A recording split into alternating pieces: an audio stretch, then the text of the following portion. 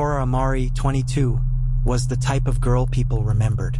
Smart, magnetic, and with a laugh that could lighten any room. She was finishing her final year in criminology at Lusaka University. Her thesis, Patterns of Disappearance, a study of the untraceable. She loved the irony. Kora boarded the night bus on a Friday Route 17, Lusaka to Kalabo 1 she had taken countless times. This time, she never made it home. At 8:17 p.m., CCTV showed her stepping onto the bus with her maroon backpack and a cup of coffee. At 8:38 p.m., the bus pulled out of the terminal. By morning, when it arrived in Kalabo, her seat was empty. Her bag was still tucked underneath, untouched. No one had seen her get off. No one even remembered her being on the bus. Her parents called the police. Friends posted her photo. #FindKora trended across social media. Days turned to weeks. The university was investigated. Her professors were questioned. All leads ran cold. Then something strange happened. 3 weeks after Kora's disappearance, a man named Elias Mwansa, a retired detective with early dementia, walked into a rural station near Mangu. He claimed he had seen Kora in 1993, 30 years ago, naked, disoriented, screaming in a field. They dismissed him until he mentioned her name before it was ever public. She kept saying her name, Kora, over and over. Impossible. She wasn't even born in 1993.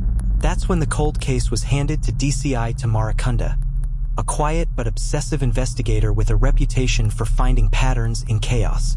She noticed 3 other disappearances on Route 17 in the last decade. All young women, all students, all traveling alone.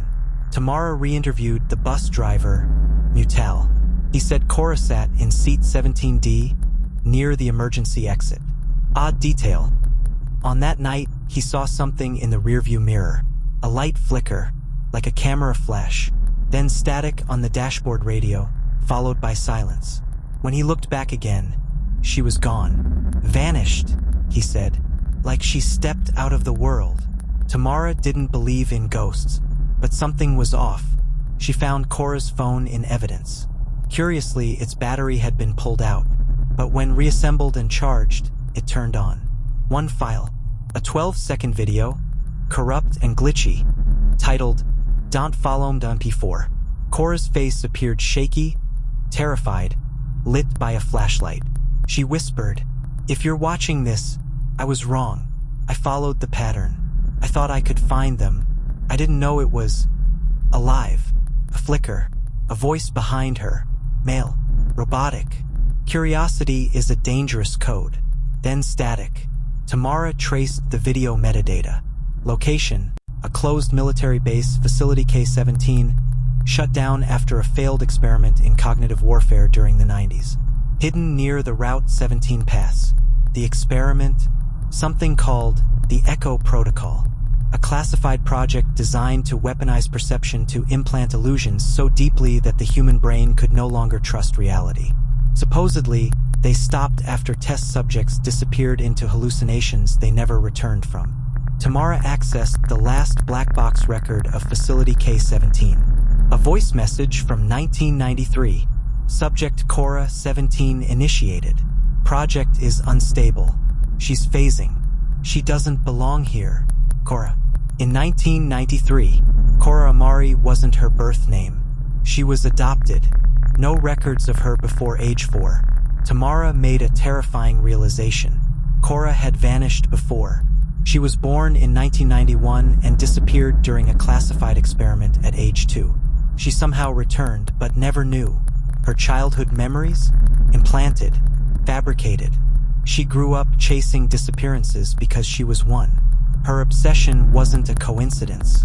It was a loop. Tamara returned to Route 17. She sat in seat 17D. Midnight. Empty road. The radio crackled. She whispered, "Where are you, Kora?" Flash.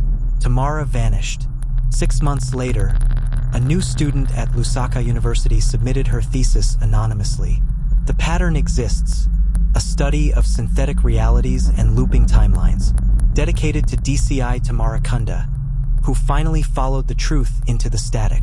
The author, named Kora Amari, born, unknown, disappeared repeatedly.